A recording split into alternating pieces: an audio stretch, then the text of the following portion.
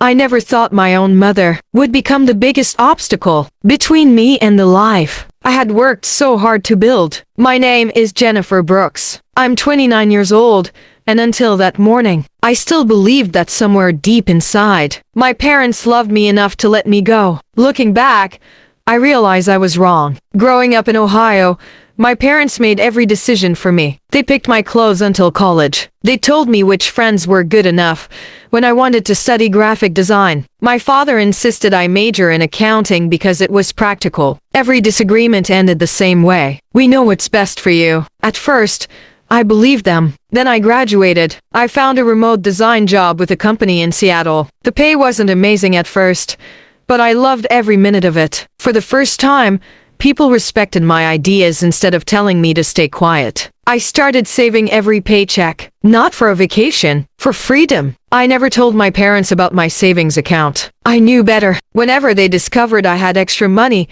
there was always an emergency. Dad's truck needed repairs. Mom wanted a new living room. A cousin needed help. Somehow my savings always disappeared while they promised to pay me back. Next month never came. So this time, I stayed silent. After 2 years, I finally had enough money to move across the country. My company even offered me a promotion if I relocated to Seattle, a better salary, my own apartment, a real future. When I accepted the offer, I cried in my car before driving home. Not because I was scared, because I knew telling my parents would start a war. I waited until dinner. I've accepted a promotion, I said carefully. Dad barely looked up from his plate. Mom smiled. That's wonderful. I'm moving to Seattle next month. The room went completely silent. Dad slowly put down his fork. Mom's smile disappeared. No, she said. Just one word. No congratulations. No questions. Just, no. I'm not asking permission,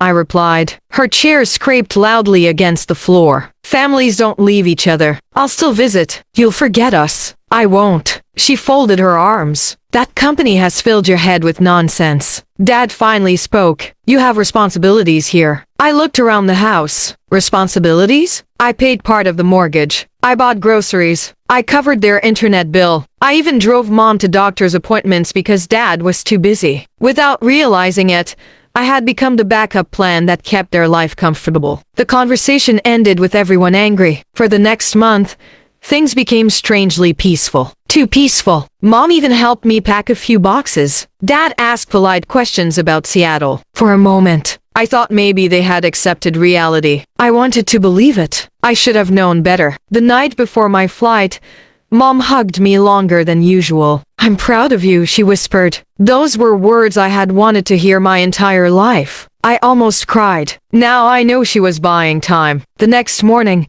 I woke up before sunrise. My suitcase waited by the front door. My Uber would arrive in 45 minutes. I made coffee while checking my boarding pass one last time. Everything was ready. I walked upstairs to grab my passport from the desk where I'd left it the night before. It wasn't there. I searched every drawer. Nothing. I checked my backpack. Nothing. My heartbeat quickened. I ran downstairs. Mom, I asked, trying to stay calm, have you seen my passport? She looked at me over the rim of her coffee mug. What passport? The one for my flight. Oh. She stood up slowly. I found it. Relief washed over me. Great.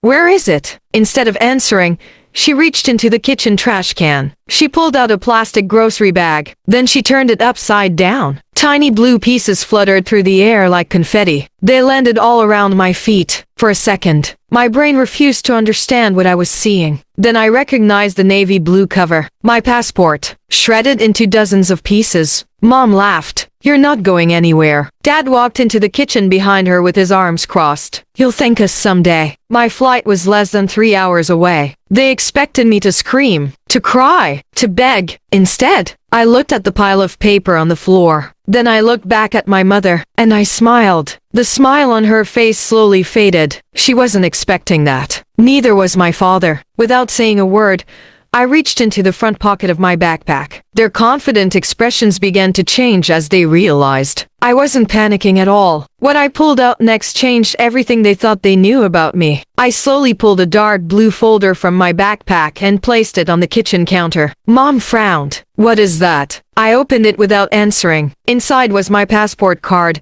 my certified birth certificate, my driver's license, and a sealed envelope. Dad's face tightened. "I thought your passport was enough." "It would have been," I said calmly, "but I stopped trusting you months ago." Neither of them spoke. When I accepted the promotion, I realized something. Every major decision I've ever made somehow became your decision. So I prepared for today. Mom laughed again, but it sounded forced. "A passport card won't get you on an international flight." "I know." Her smile returned. "So you're staying?" "No," I replied, "because I'm not taking an international flight." Both of them stared at me. "My company changed my route 2 weeks ago. I'm flying from Columbus to Chicago, then straight to Seattle. A real ID driver's license is enough." For the first time that morning, my mother looked nervous. "You lied to us." I protected myself. The officer looked directly at him. "She's 29 years old." That sentence hit harder than anyone expected. 29. An adult, not a child asking permission. The officers explained that while they weren't arresting anyone that morning, they were documenting the incident and filing an official report. They also asked whether I wanted help leaving safely. "I do." Dad sat down without saying another word. Mom started crying. Real tears. But they weren't tears because they were sorry. They were tears because they had finally realized they had lost control. One officer carried my suitcase to the patrol car, while the other followed me outside. As I stepped onto the porch, I looked back one last time. This house had been my whole world. Now, it felt like someone else's prison. The patrol car escorted me to the airport to make sure there were no further problems. On the drive there, I stared out the window. I expected to feel guilty. Instead, I felt lighter than I ever had in my life. When I reached the airport, my phone buzzed. Mom, ignored. Dad, ignored. Then my aunt called. "Jennifer, your parents are devastated." "I know. You should forgive them." They shredded my passport. They were emotional. So was I. She had no answer. I boarded my flight just as the final passengers were being called. As the plane lifted off the runway, I looked down at Ohio growing smaller beneath the clouds. For the first time in my life, no one was telling me where I belonged. I thought the hardest part was over. I was wrong. Because 3 weeks after arriving in Seattle, a certified letter arrived at my apartment. The return address made my stomach drop. It was from a lawyer, and what my parents were demanding this time was far worse than destroying a passport. I stared at the envelope for almost 5 minutes before opening it. My hands weren't shaking. I was just tired. I had only been in Seattle for 3 weeks. My apartment was still filled with unpacked boxes. I had finally started sleeping through the night. Then my parents found another way to reach me. Inside the envelope was a letter from their attorney. They claimed I had made verbal promises to financially support them for the rest of their lives. They wanted monthly payments. If I refused, they threatened to sue me. I actually laughed. Not because it was funny, because it was unbelievable. I called the number listed on the letter. The attorney answered, "My name is Jennifer Brooks." There was a brief silence. "I was expecting your call. I've never promised lifelong financial support." "I understand," he replied calmly. "I'm simply representing my clients. I won't be sending them a penny. I'll let them know." He sounded almost sympathetic. Something felt strange. A week later, I received official court papers. They were really doing it. Instead of panicking, I contacted a local attorney named Rebecca Lawson. She listened without interrupting. Then she asked one question. "Do you have proof that you've been financially supporting them?" I smiled. Years of it. Every payment I had ever made was in my banking app. Mortgage transfers, utility bills, insurance payments, receipts for appliances, medical expenses, even text messages. Mom had written things like, "Can you cover the electric bill this month? We'll pay you back soon." They never did. Rebecca organized everything into neat folders. By the end of the afternoon,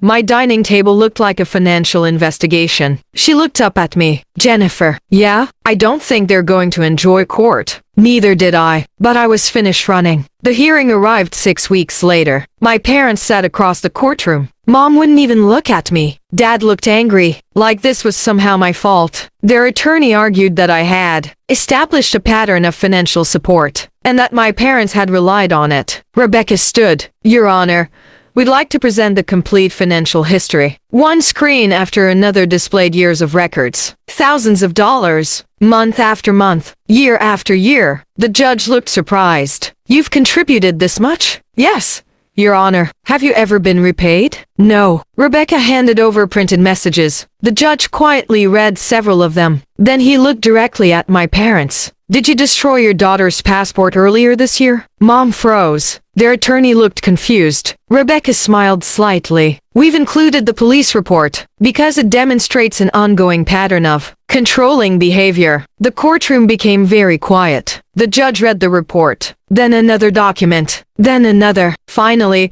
he removed his glasses. I see no legal basis requiring Miss Brooks to continue supporting her parents. Dad suddenly interrupted. She owes us. The judge looked at him. She owes you nothing. Those 4 words changed everything. The case was dismissed. My parents had lost. But it wasn't over yet. As everyone stood to leave, Rebecca stopped me. There's something else. What? You may have your own claim. She explained that destroying my passport had cost me money. I had paid emergency document fees, transportation costs, legal expenses, and I had suffered financial losses because of their actions. For the first time, I wasn't thinking about revenge. I was thinking about accountability. We filed a civil claim. Months later, my parents agreed to settle before trial. They reimbursed my documented expenses, covered my legal fees, and signed an agreement that they would never contact me again except for legal counsel if absolutely necessary. It wasn't a fortune. It wasn't about getting rich. It was about drawing a line they could never cross again. A year passed. My career continued to grow. I became the lead designer on several national campaigns. I bought a small condo overlooking the water. One evening,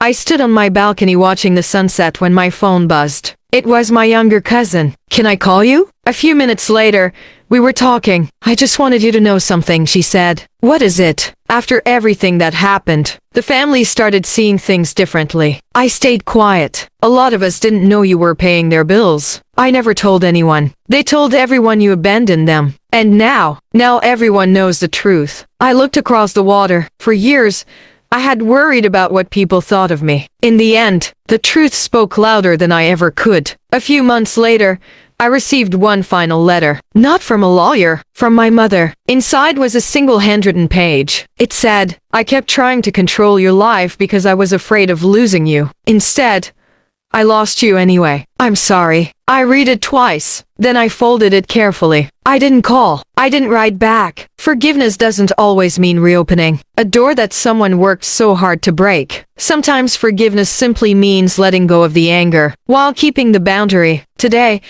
I'm happier than I ever imagined. Not because I won in court. Not because my parents lost. But because I finally understood something that took me 29 years to learn. Love without respect isn't love. Control isn't protection. And choosing your own future isn't selfish. It's freedom. If this story touched you, tell me in the comments. What would you have done if your own parents had destroyed your passport? Don't forget to like this video, subscribe, and turn on notifications for more emotional revenge stories. And remember, the strongest revenge isn't destroying someone else's life. It's finally living your own.